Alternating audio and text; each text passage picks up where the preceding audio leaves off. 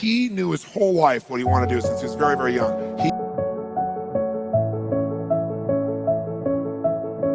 How about Sly Stallone, Sylvester Stallone, Rocky? Rocky's story is this even, right? But Sly's is too. Sly's a good friend of mine. And when I first met him years ago, he was listening to my tapes and stuff, and he invited me over for dinner. We started talking, and I said, I've heard your story from other people, but I really love to hear it from the horse's mouth. I don't know how much is mythology, urban myth, and how much is true. So he told me his whole story. He said the essence of it, though, was, he said he knew his whole life what he wanted to do since he was very, very young. He wanted to be in the movie business, period. I mean, not just TV, movies. And he said why was, for him, it was a chance to have people not only escape, but to inspire people. And by the way, that drive is what made most of his movies, inspire people to what they're capable of, to overcome unbelievable obstacles, because in his own life, he felt like he did that. When he was born, he was pulled out by the forceps. That's why he looked the way he did. That's why he talked the way he did. And he said, so I really want to do that. And he said, I knew why I want to do it, and I wasn't willing to settle for anything else. And he said, what happened was, I went out to try and get jobs, and it's not like I went, hey, Adrian, they went, you're a star. It didn't work out real well. They looked at me and said, hey, you're stupid looking, do something else. Talking like this. There's no place for you in that stuff. You're never going to be a star in the movies. You're insane. No one's going to want to listen to somebody who looks dopey and talks out of the side of their mouth, right? And he got no after no after no after no. He said, I was thrown out more than 1,500 times of agents' offices in New York. I said, there aren't 1,500 agents in New York. He said, I know. I've been to them 5, 6, 7, 8, 9 times. He said, remember one guy, I went in there and I got in there at 4 o'clock and he wouldn't see me, so I stayed there and I would not leave. And I stayed overnight. He came back the next morning, I was still sitting there. He said, that's how I got my first job. The guy said, fine, come in here. And he sat down and he went through this and he gave my first movie. I said, oh, really? I thought Rocky was your first movie. He said, no, this other movie, I'd never heard of it. He said, I said, well, what character did you play? He said, well, I was in it for about 20 seconds. I was a thug that somebody beat up. He said, because they made me feel like, people hate your guts. You getting beat up will be a good thing. And he did like 3 movies like that. Never got anything, kept going out, rejection, rejection, rejection. So finally he realized it wasn't working. So he changed his approach. He said, I was starving, by the way. He said, I couldn't pay for even to have heat in my apartment. My wife was screaming at me every day to go get a job. I said, well, why didn't you? He said, because I knew that if I got a job, he said, I'd get seduced back and I'd lose my hunger. He said, I knew that the only way I could do this is if it was the only choice, if I burned all other bridges. Because if I did a normal job, pretty soon I'd be caught up in that rhythm and that stuff, and I'd feel okay about my life, and I feel like my dream would just gradually disappear. And he said, I wanted to keep that hunger. That hunger was the only thing I thought was my advantage. He said, well, my wife didn't understand that at all. He said, we'd have these vicious fights, and he said, it was freezing. So I was broke, we had no money, and he said, so I finally went to the public library one day because it was warm. So I didn't want to read anything. So I went in, New York Public Library. He said, I was hanging out there and I sat down in this chair and somebody left a book there. And he said, I looked down at this book and it were the poems of Edgar Allan, stories of Edgar Allan Poe. And he said, so I started reading it and he said, I got totally into Edgar Allan Poe. And he said, I know everything about it. He was on for another 20 minutes telling me about Edgar Allan Poe. He knows everything, how he died, what it was about, what really happened. And I said, well, what did Poe do for you? He said, Poe got me out of myself.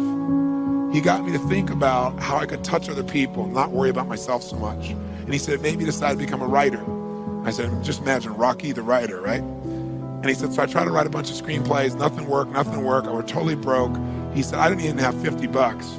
And he said, and finally, he said, I sold a script. And it was called Paradise Alley. He said, it's a movie I made many years later, but I sold it. And he said, I sold it for $100. He said, but $100 was a ton of money, man. I was so thrilled. I thought, I'm on my way, but it never led to anything. And he said, so finally, he said, I kept going and going and going. He said, finally, we were so broke.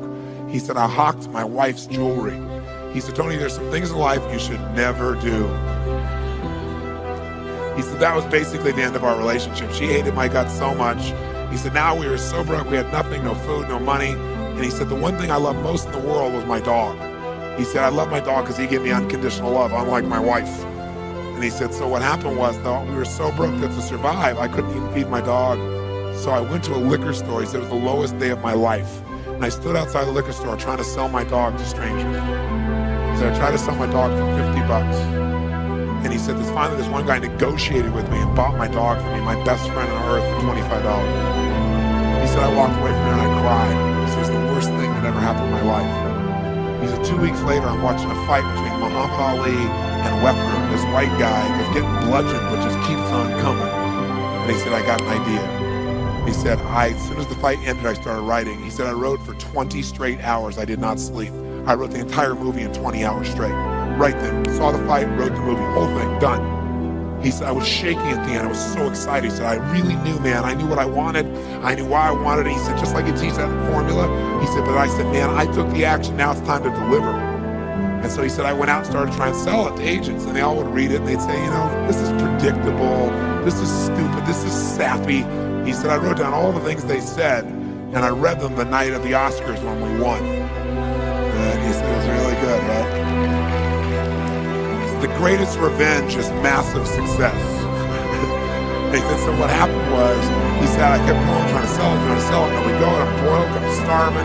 He said, finally, I meet these guys, they read it, and they believe in the script, and they love it. And they offered me $125,000 for my script. I said, oh my God, you must have been out of your mind. He said, I was.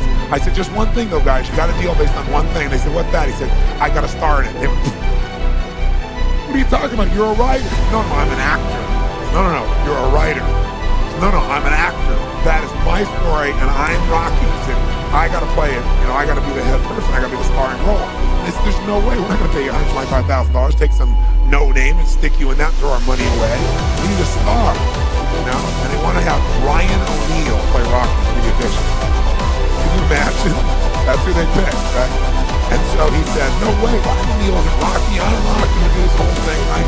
They funny. They said, well, take it or leave it.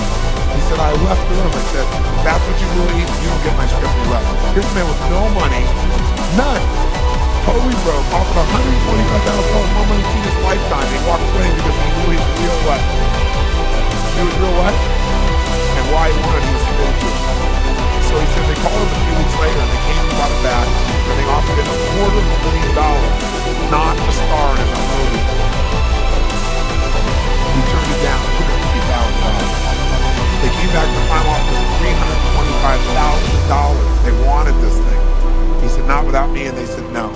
They finally compromised, and they gave him $35,000 and points in the movie. Because they said, if this is going to happen, then you're going to take the risk with us.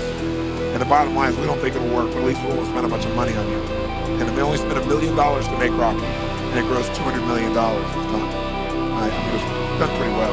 What's interesting about this is, I said, what'd you do? I mean, even $35,000, it's not $250,000. That's a lot of money when you don't have $25. I said, what's the first thing you did? I heard you went out and partied or something. He said, I went to that liquor store for 3 straight days and told the man that my dog frequented the store. He says, I want to buy back my dog. That was so cool, right? That was really cool. I said, what happened? He said, the third day I was there, this guy walks by, and I see him, and I can't believe it, and there's my dog. And I looked at him, and I said, sir, remember me? And he said, it's been about a month and a half. That's not just talking about. He said, remember me? You know, the guy that sold the dog. He said, yeah, I love dogs. He said, what? He said, I was so broke, I was starving. My best friend, I'm sure you love him too. And I gotta have him back. Please, I beg of you. He said, I'll pay you $100 for the dog. I paid him $25, I'll give him $100. I mean, it's an absolutely not, no way. My dog now, you can't buy him back.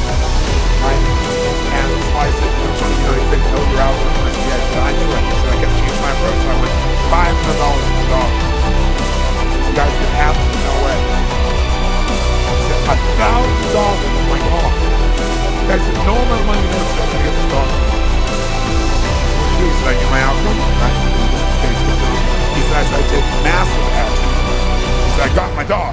I just kept changing my approach, so I got it. I said, what'd it cost you? $15,000 and a part in Rocky. The guy's in Rocky.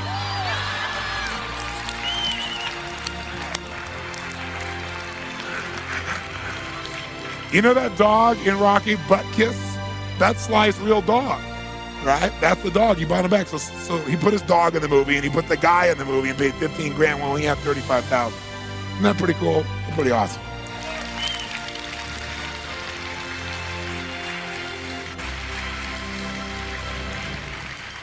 So there's always a way if you're committed. Just got to keep changing your approach.